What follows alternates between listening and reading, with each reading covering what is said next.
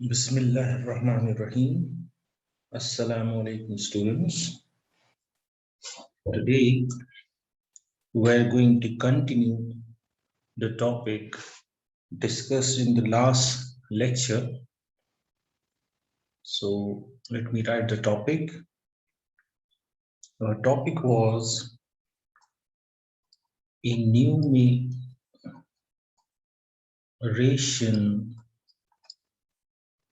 of modes. And we wrote density of states of a continuous medium.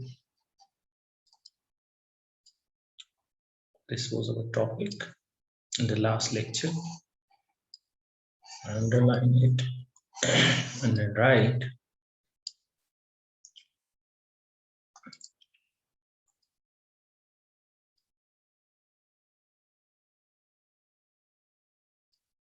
right here continued. So we're continuing with our last lecture. Enumeration of modes, density of states of a continuous medium. And we said what we did, we considered elastic waves in a long bar. And we'll draw the figure back. We had a long bar. We named it in the last lecture as figure 1. It had length L, right? Then we took the origin of the coordinate system at one end. So here x is 0 at one end, and at another end, x is equal to L. Then we said the solution of the waves through this bar is given by u equal to a e raised power iota times qx minus omega t. We named it equation 1. You know, u is the displacement of the medium particles as wave goes through this bar, right? Capital A is the amplitude of the wave, Q is the wave number, omega is angular frequency, and T is time. Then we said that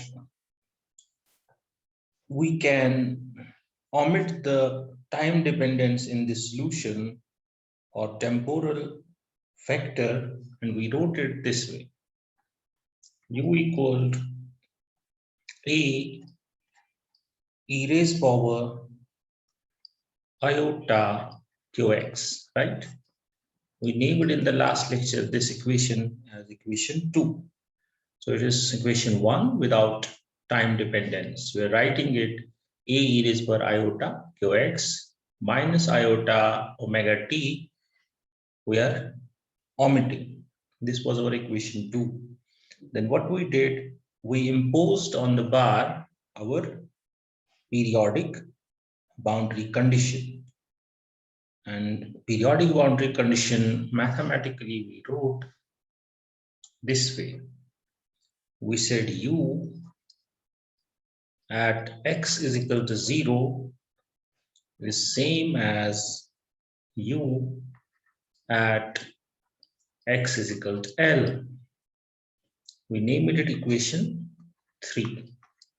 That simply means that the state of oscillation at one end is same as the state of oscillation at another end, right?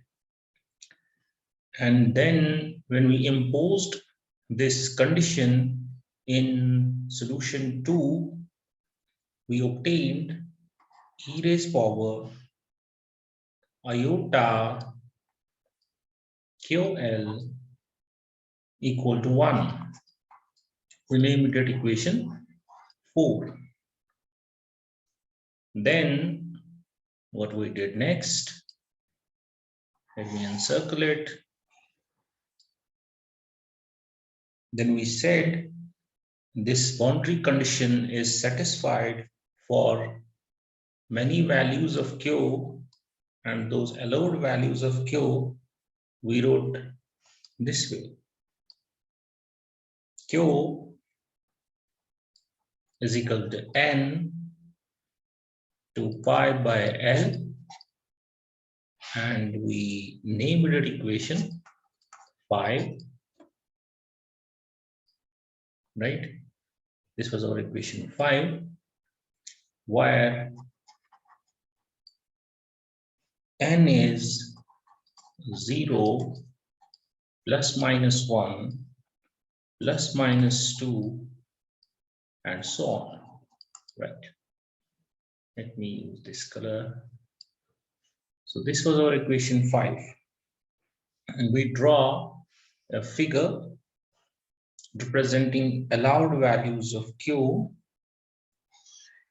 We name that figure 2. So this was the Q space. This point is origin.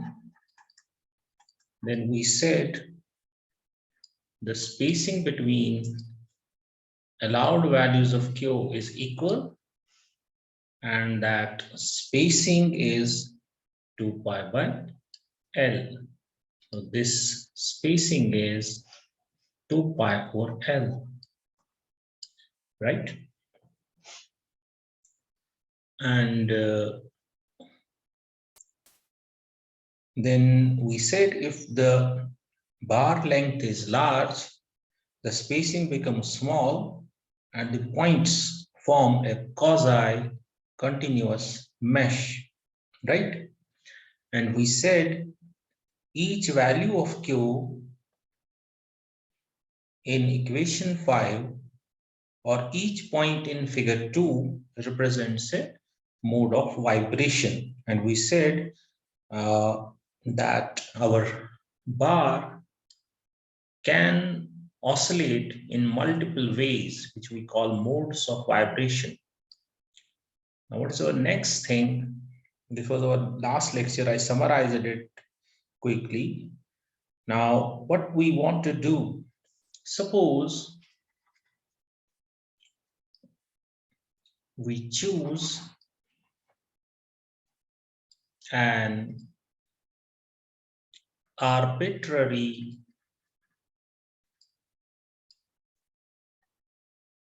interval dq in Q space, right? And look for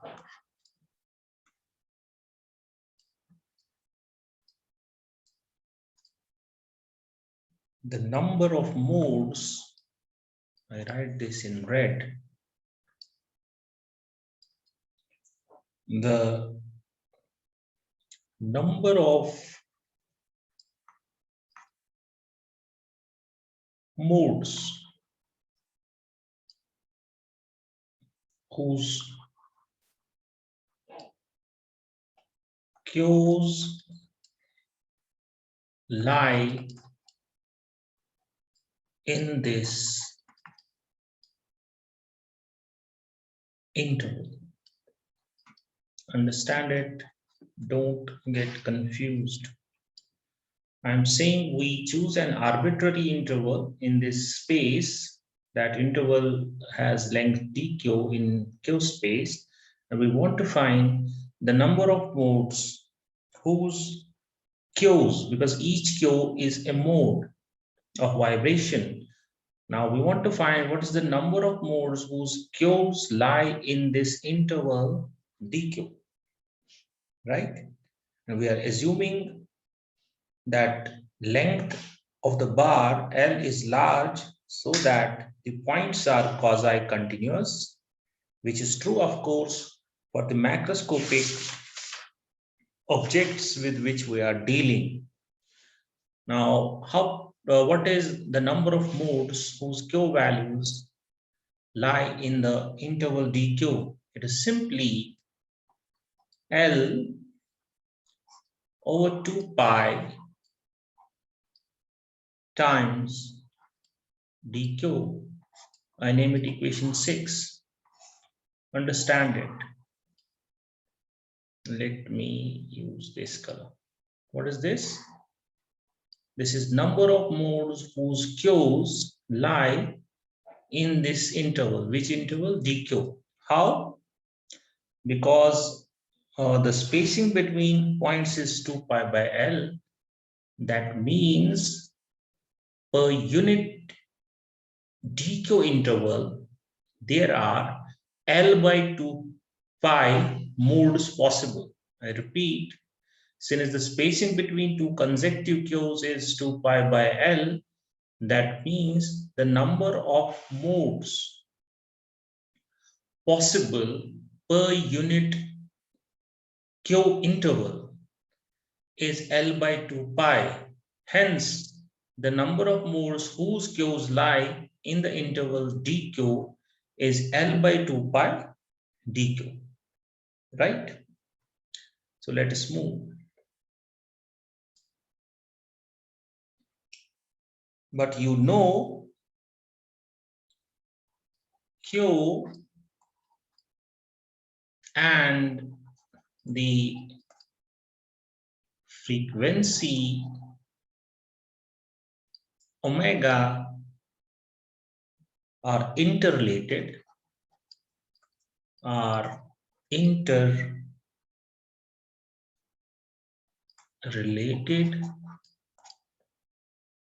via the dispersion relation,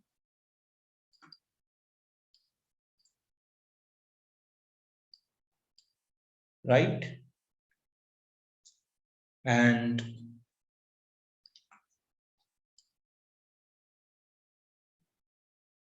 we may seek the number of modes in the frequency range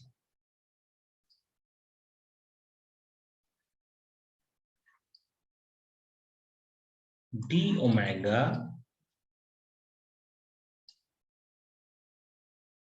lying between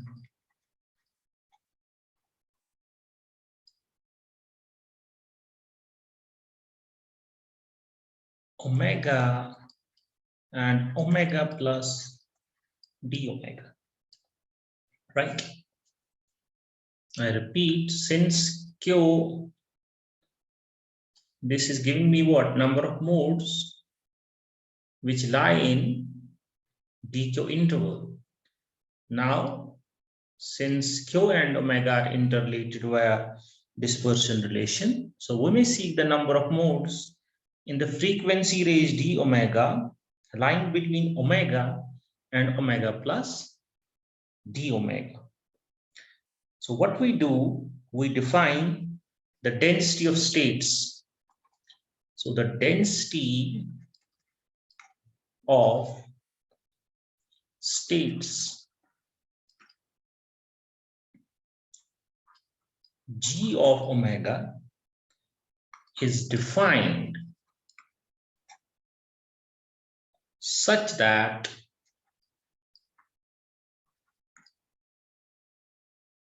g omega d omega gives this number. Which number? Let me write it. I will explain. I am saying we define density of states g omega in such a way that g omega d omega gives this number. Which number? This number, which I have written.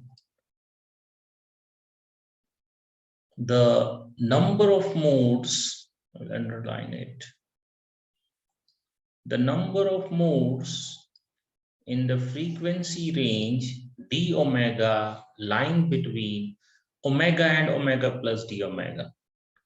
I repeat, g omega d omega gives us or represents the number of modes in the frequency range d omega lying between omega and omega plus d omega, where g omega, this thing, is density of states,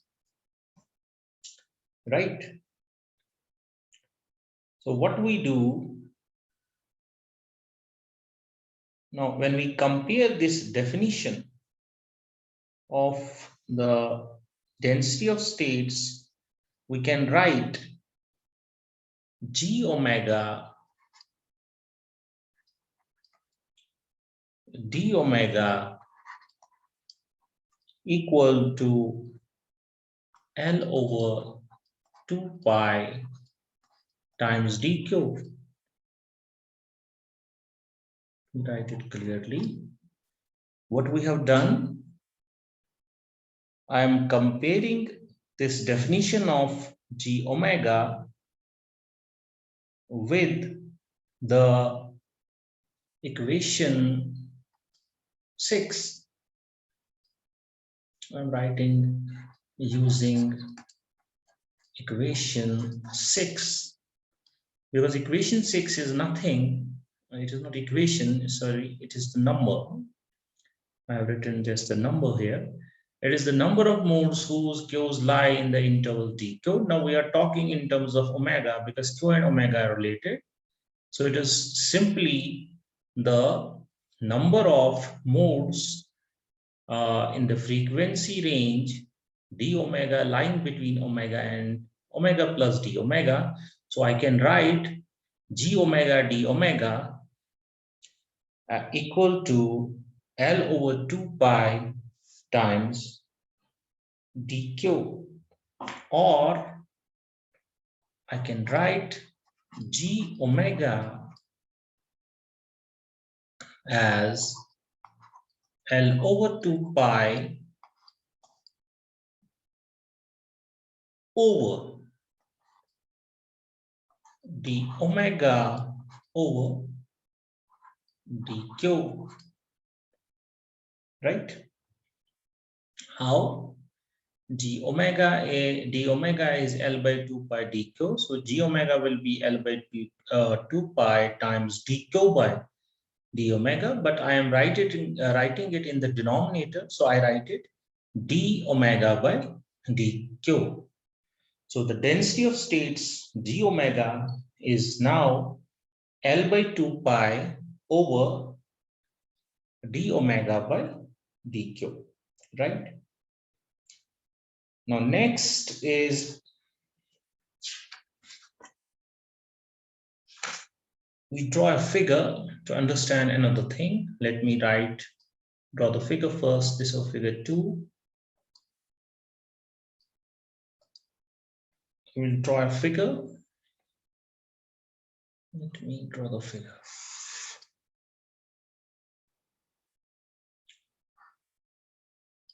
This is my omega.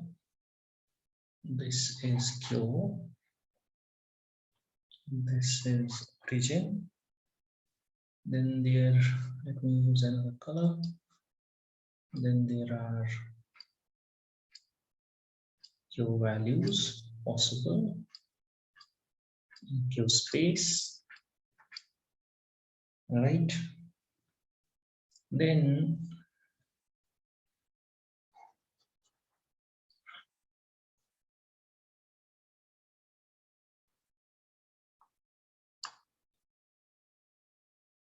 this is my figure.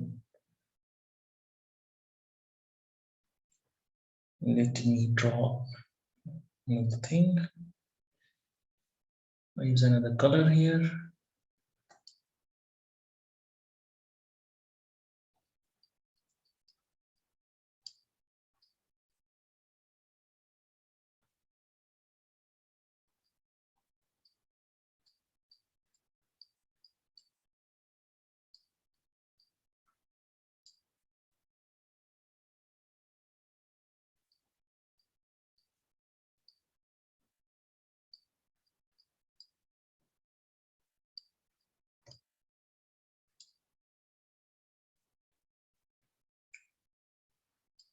Try to understand it. Let me make it clear. This color. See, I am specifying a portion of omega d omega, then finding the corresponding value of dq on both sides of this figure. What does that mean? I will clear it. First, I will shade it.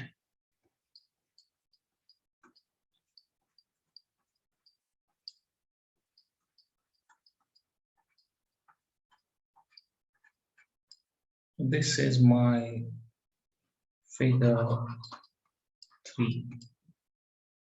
So let me clarify the figure. This is figure 3 because we have used figure 1 and figure 2. So we are here. We found this is the density of states function, right? Then let us go to this figure 3. You note from figure 3 that in calculating g omega, we must include the modes lying in the negative Q region as well as in the positive region.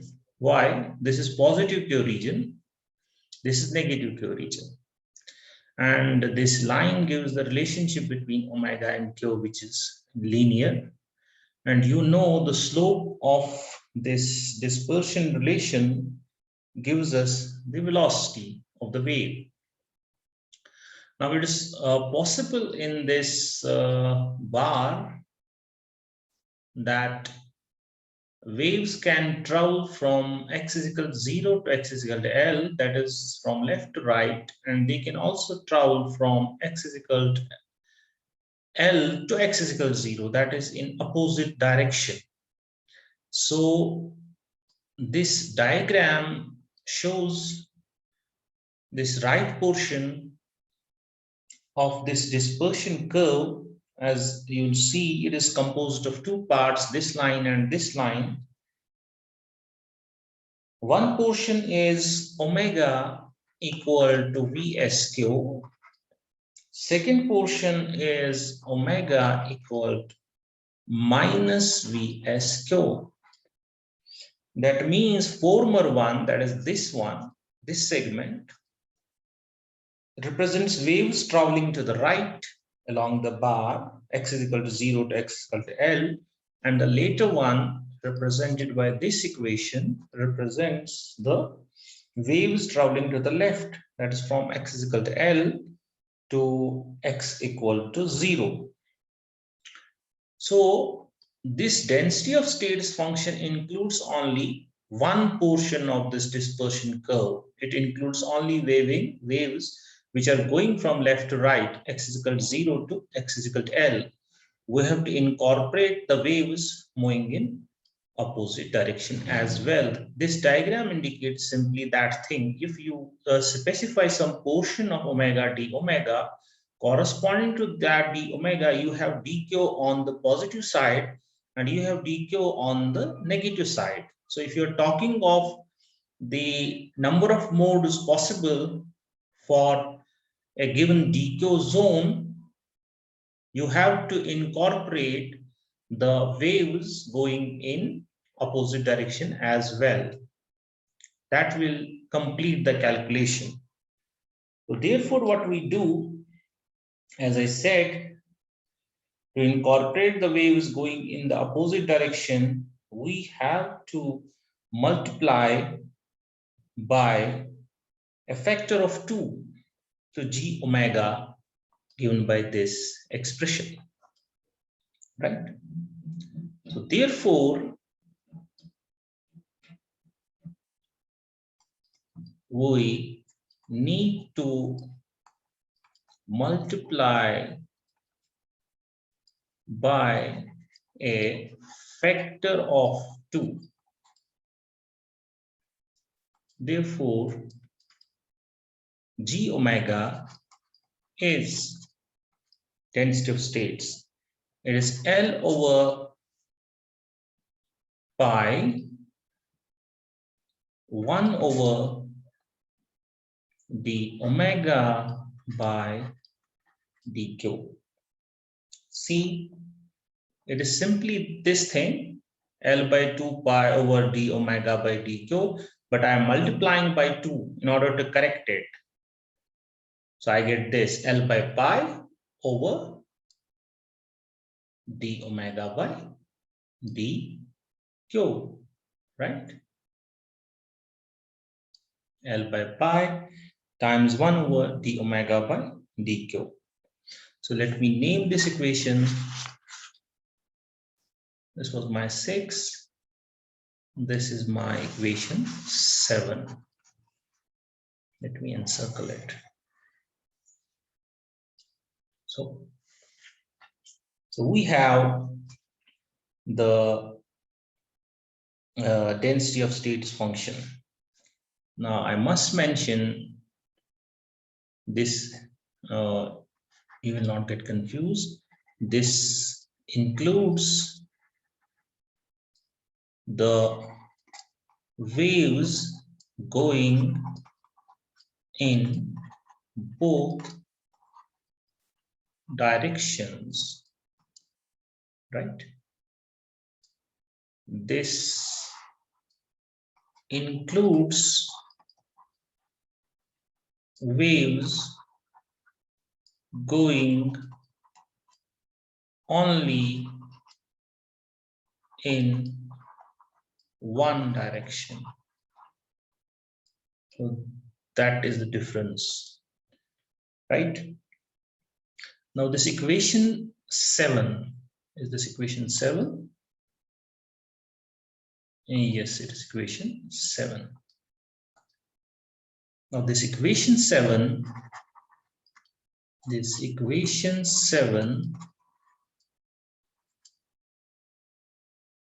is a general result, for the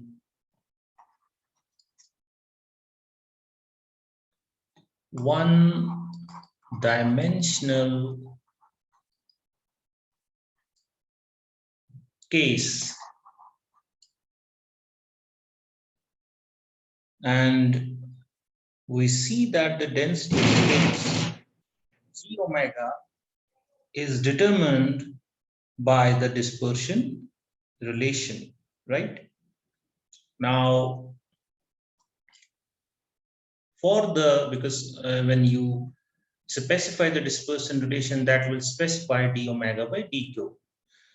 So this is general result for one-dimensional case, and the density of state is g omega will be determined by the dispersion relation. Now, for the linear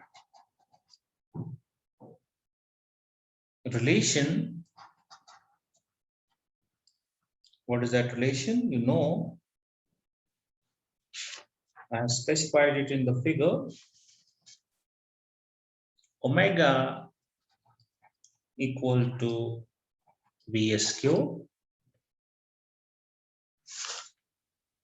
For this relation, what is d omega by dq?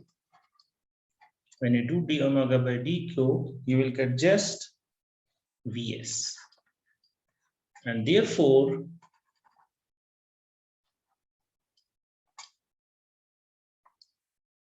you have to substitute here d omega by dq, which is Vs.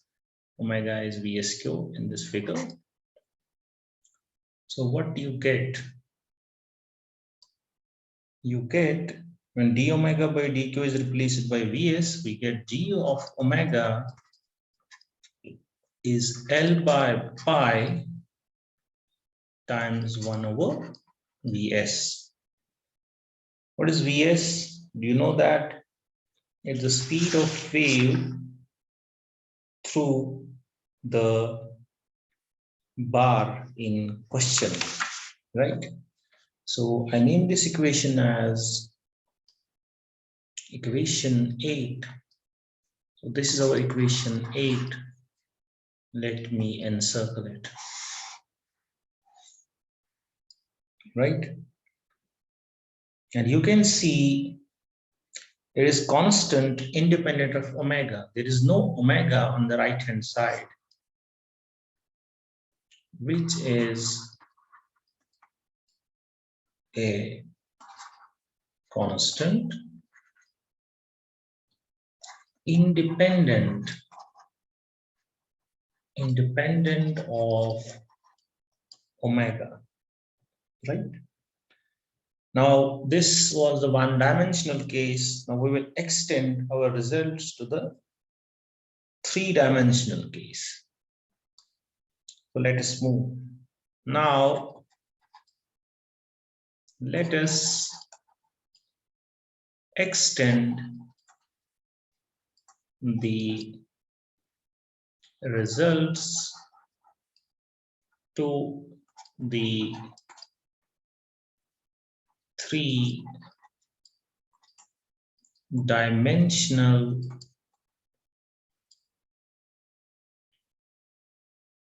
case, right? The wave solution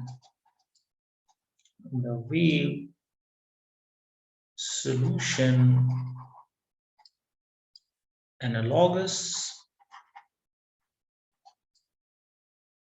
to which equation?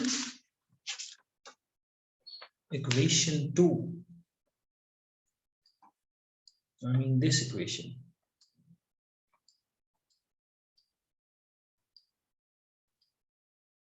Where we have omitted the time, right? So let me move.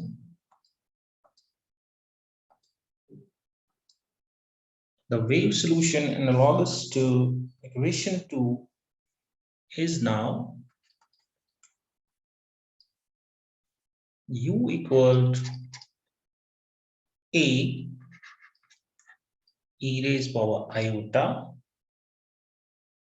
times q subscript x plus q subscript y plus q subscript z times z, or you can write it as a e raised power iota times q dot r. Let me name this equation as equation 9. This is the wave solution valid for three-dimensional case. You can see, q is the wave number. Now, wave number q is a vector and it has three components, qx, qy, and qz. And r is a position vector which has components x, y, and z. So there is involvement of three coordinates because there is now three-dimensional case under discussion, right? So I write where the propagation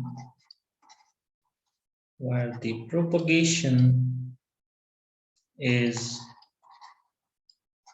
described by the wave vector q. We have to treat it now like a vector, and whose direction wave vector q, whose direction specifies that of the propagation,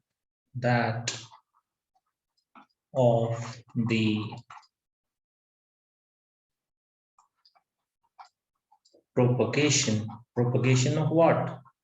Propagation of wave, right? And you know its magnitude is proportional to the inverse wavelength, right? Now in this three-dimensional situation, we need to inquire into effects of the boundary conditions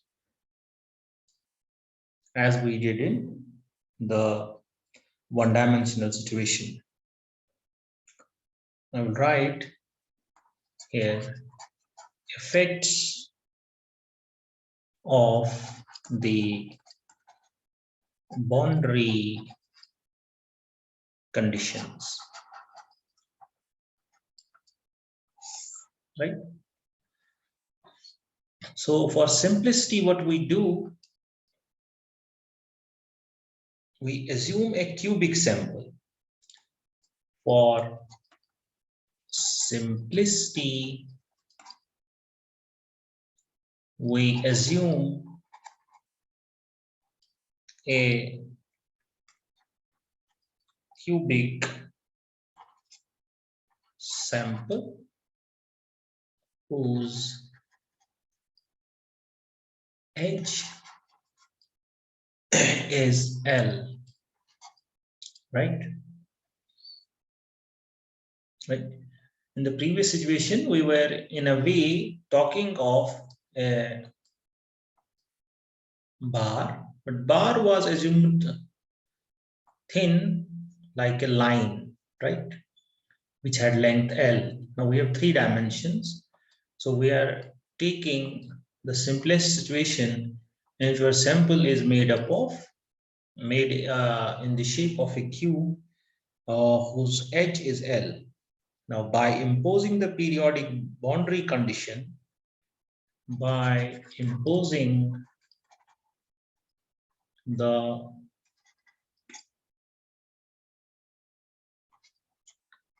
periodic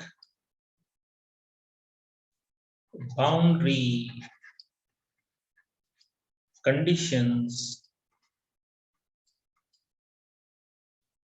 one finds that the allowed values of Q must satisfy the condition. Which condition? This condition. E raised by iota times QXL plus QYL plus QZL is equal to 1. Let me name this equation and then circle it in black. This equation is now equation 10. E raised per iota QXL plus QYL plus QZL is 1. Compare it the one-dimensional situation. This equation. Here we had e raised per iota QL is 1. Now we have in the exponent 3 terms, right? Corresponding to 3 components of Q, right? That is the values, that is, and check it, that is the values of given by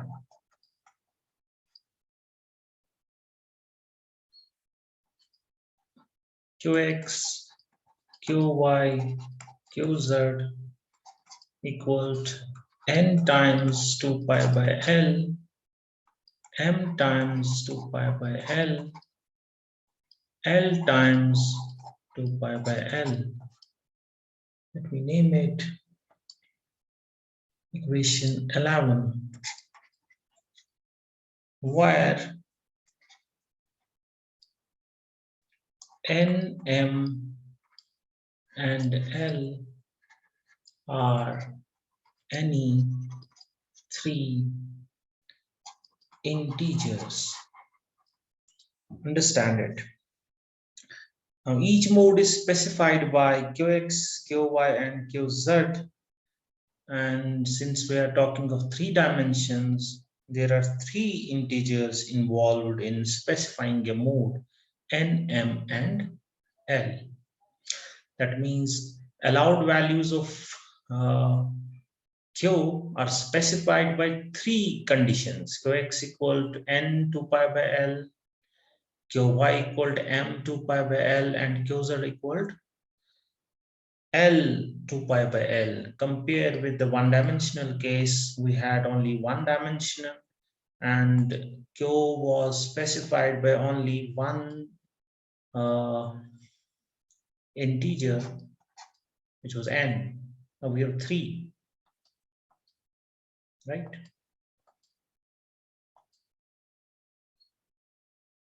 Now, if we plot these values in Q space, let me draw the figure now. First, I will draw a figure. This is my Qx. This is my Qy. Let me use another color here.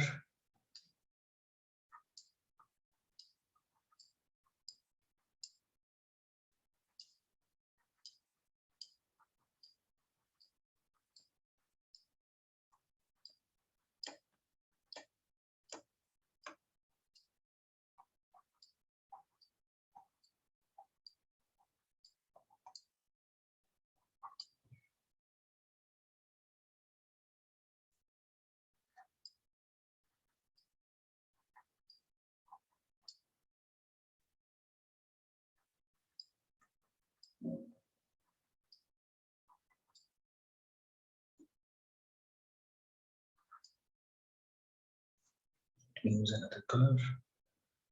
I think this one.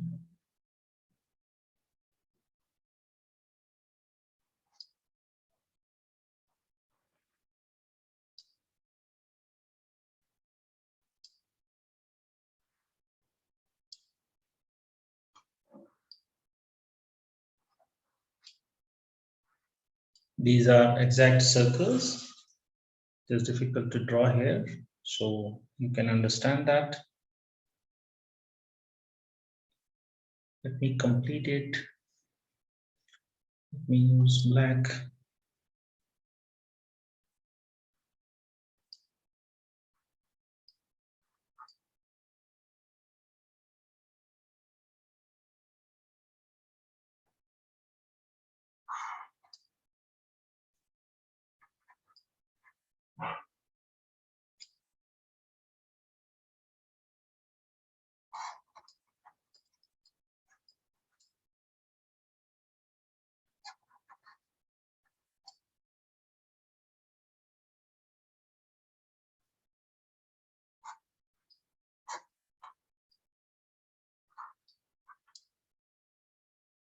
This is our figure 3, figure 4.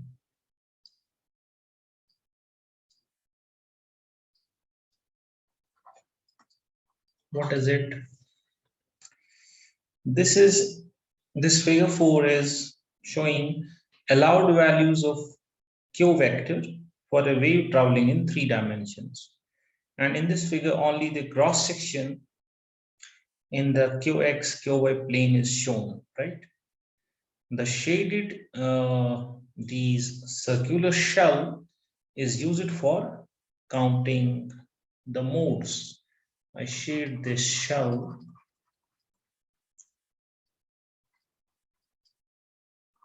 To count the modes, for that we use this shell now. Actually, it is a sphere. there is one axis showing qx, another qy, then there will be qz. This is the cross section of that spherical shell, right? This I have written omega contour. That means along this sphere, omega is constant, and along another sphere bounding it, outer one, the value of omega is omega plus d omega all over, right? So let us move. This is our figure 4. I check it. Omega contour, omega plus d omega contour. Thickness of the shell is d omega. Radius of the inner circle, usually it is sphere in 3 dimensions, is q. So what we are doing now? We plot the values of allowed values of q in q space. So I'm writing, if we plot these values, which values? Allowed values, which are allowed by equation 11. We plot these values in a q space in, I should write as in figure 4, right? We obtain a 3-dimensional cubic mesh. We obtain a 3-dimensional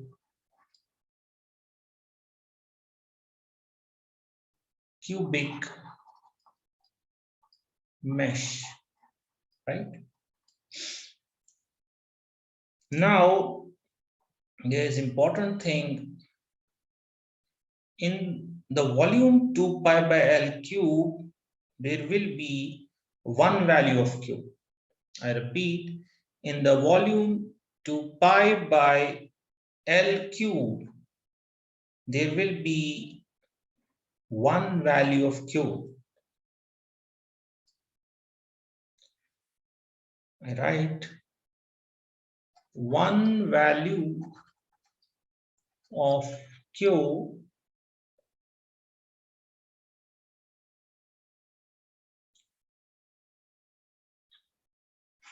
is found in volume 2 pi by L whole cube. L is the edge length of the cubical sample. I give you assignment here. Think about it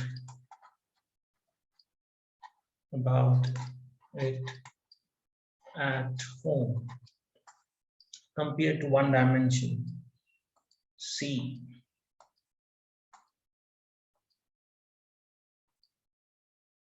Here was the case of length, right? We said in unit interval of q, there were L by 2 pi modes available, because two corresponding two consecutive q's were spaced by 2 pi by L apart, 2 pi by L distance apart. Now we are talking of volume because we have 3 dimensions.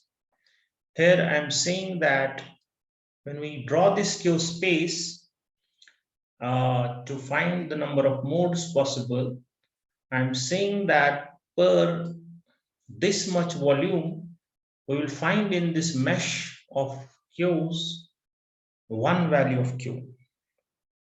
Sometimes we write it this way, that volume assigned to each point in this q space is 2 pi by L cube, but that is a bit confusing. That can create a confusion because points don't have volume. So I write it this way, one value of q is found in volume 2 pi by L cube, right? And you know each point in figure, this is our figure. 4. Each point in figure 4 determines one mode. You know that. Determines one mode, one way of vibration of the sample. Now again we move to the three-dimensional case. We have discussed that case in one dimensions. What case? Suppose we now wish to find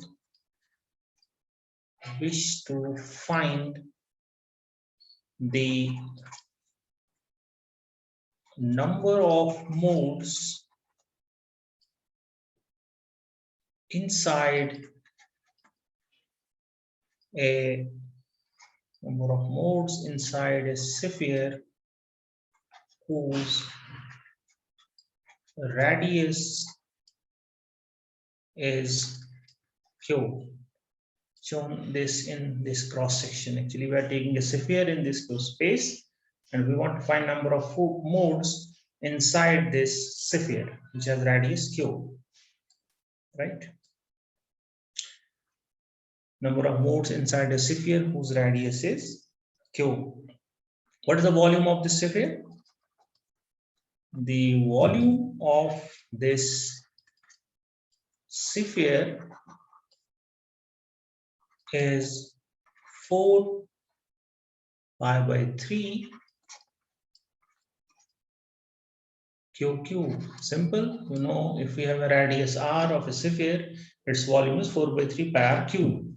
Here our radius is q. So it is 4 pi by 3 q. And volume per point, we said in this much volume, there will be one value of q. Right? It follows that the number we seek is L by 2 pi cube times 4 pi by 3 q cube. Understand it. What is this? I uncircle it first.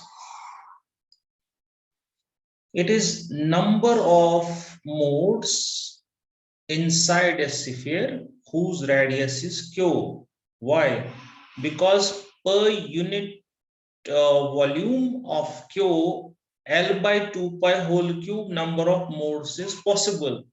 Therefore, in this much volume, this much number of modes is possible. L by 2 pi cube times 4 pi by 3 q cube. Got it? Compare it with the one-dimensional case. Here we were seeking the number of modes in dq amount of length. So we first found the number of modes in unit value of q, unit interval of q, that was L by 2 pi, reciprocal of the spacing. Here it is reciprocal of the volume corresponding to one point. Check it. Volume corresponding to one value of q is 2 pi by L cube. We're reciprocaling it here. It is L by 2 pi whole cube. Right? So it gives us number of modes in unit q volume. So the number of modes inside a sphere whose radius is q, we multiply this L by 2 pi whole cube with the volume of the sphere, which is 4 pi by 3 q cube, which can be written as V by 2 pi cube times 4 pi by 3 q cube. I name it equation 12. This is my equation 12. Let me check it. V by 2 pi cube times 4 pi by 3 Q cube. What is V? While V is L cube. What is L cube? I'm replacing L cube by V. Rest is same. 2 pi cube, 4 pi by 3 Q cube. L is the length of one edge of the cubical sample. So V equal to L cube is the volume of the sample. Is the volume of the sample, right? So this equation 12 gives us what? It gives us number of all the allowed waves whose Q is less than a certain value and which travel in all direction, right? So I write this equation 12 because this is giving us the number of modes. Each mode is a wave. It gives us number of modes which are possible within a sphere of radius q, right? So this equation, name it equation 12. This equation 12 gives the number of all the allowed waves whose Q is all the allowed waves whose Q is less than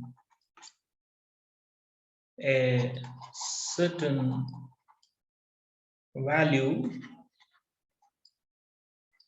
and which travel in all directions, right? Now we differentiate it. If we differentiate equation 12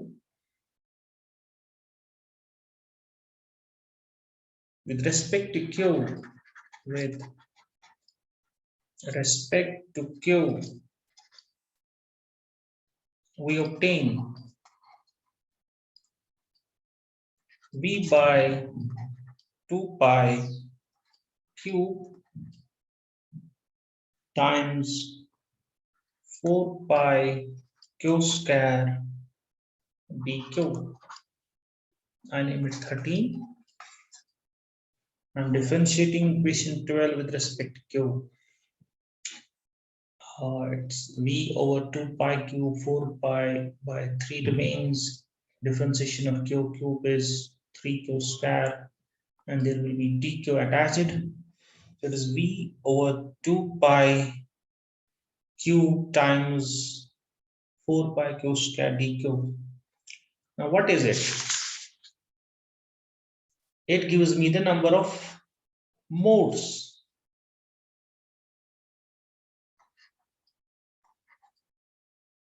We obtain this, which gives me what? The number of modes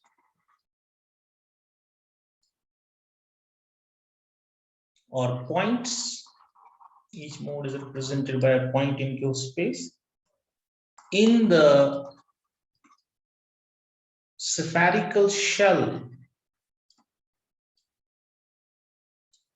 In the spherical shell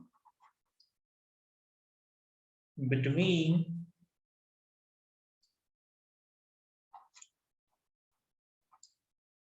the radii Q and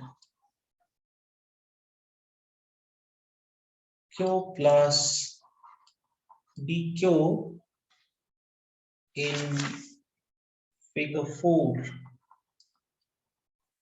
This is my figure 4. This one.